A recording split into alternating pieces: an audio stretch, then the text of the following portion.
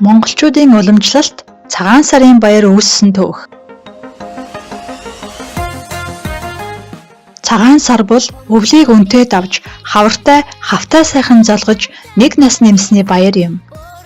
Мөн ард түмний эв нэгдэл, үндэсний өв уламжлал, соёл, зан заншлаараа бахархах, аав ээж эгс дээдс, бие биесээ хүндэтгэх, ураг садны хэлхээ холбоо батжих, овог удам судраа мэдэх, залуу үеэ энэрэн сургаалаа хайрлах, хиймэрл ундаагаан сэргээж, жилийнхэн заслыг хэлгэн, ард олноороо буян хурааж шинэлдэг олон ёс заншлыг хадгалсан баяр билээ. Дорн дахинд шинэ оны баярыг өрнөдөөс арай хожуу тэмдэглэж эхэлжээ. 13 дугаар зуунаас өмнө монголчууд шинэ жилийн баяраа намар цагт тэмдэглэж сүүн сар хэмээн нэрлэж байв.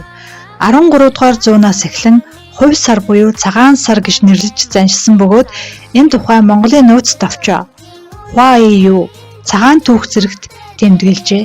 Цагаан сарын баяр нь Монголын нэгдсэн төр улс байгуулагдсан түүхэн цаг үетэй ихээхэн холбоотой аж. 13 дугаар зууны эхэн улаагчин туулай жилийн цагаан сарын шинэ нэгэнд Чингис хаан хулган цагт дэвшилж биеэ ариутхан шинэ хувцс өмсөж тэнгэр газарт ёсолж өөлөн ихтэй мөргөн золгож дараа нь төрийн их ордондоо залран анхлан үнэртэй арц хүжийг багцаар шатаан 100 дүршмэл 3 мөргөн их ёслол үлджээ. Түүнээс хойш 1216 оны хулган жилийн сар шинэ нэгэнд өөрийн сан хөмөргөөс 1000 лан алт, төмөн лан цагаан алт гаргаж Харьяат улсын 60-аас дээш настай хүмүүст хувь хүртээсэн байна.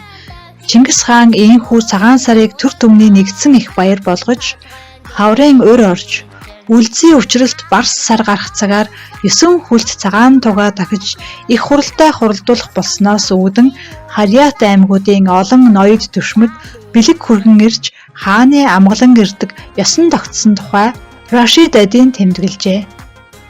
Улмаар Монгол сар хэмээсний учир нь 1227 оны Улаагчин гахай жил Чингис хаан тангуудыг эзэлсэний дараа хаврын тэргүүн бар сарыг Монгол тооллын тэргүүн сар хэмээн тогтоожээ. Монголчуудын шинэ жил нь хаврын тэргүүн сар хэмээгдэж цагаан эдэний зүйл цагаа гэдгээс цагаан сар гэдэг нэр үүсжээ.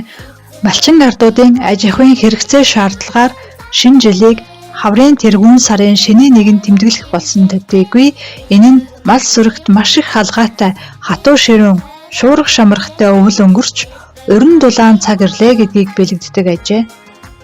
Хубилай хааны ордонд олон жил суусан Венецийн элч Марко Поло монголчуудын цагаан сарын тухай тэмдэглэн үлдээхтэй. Энэ өдөр хээ угалцтай догш нөмөргөж алт мөнгөөр чимгэлсэн гоё сайхан авдарсаа атсан заанууд болон бэлэг сэлт бүхий зүйлийг атсан тэмээнжин хааны ордонд хүрэлцэж ирнэ. Баяр ёслол үйлдэж бэлэг сэлт барьсны дараа найрын ширээ засч бүх хүн найрлаж зингэн. Хоолонд барьж дууссаны дараа илвчин бүжигчин ирж ордныхныг цэнгэн хөгжүүлэх ажээ. Мөн ийм баяр ёслолын үеэр их хаадын өмнө сургуультай арслан авчрах бөгөөд тэр нь эзнээ таньсан ноход мэт хааны хөлд цагиргалан хөвтөөд өгнө хэмээн бичсэн байдаг ажээ. Цагаан сарын ёслол нь битүүлэх ба шинэлэх гэсэн хоёр үндсэн хэсгээс бүрдэх ба битүүлэх ёс нь хуучин оныг үдэх, шинэлэх ёс нь шинэ оныг угтах ёслол юм. Битүүлэх болон шинэлэх ёсны тухай дараагийн цувралаас сонсоорой. Хүүхдийн контент YouTube суваг уншиж бэлтгэв 2026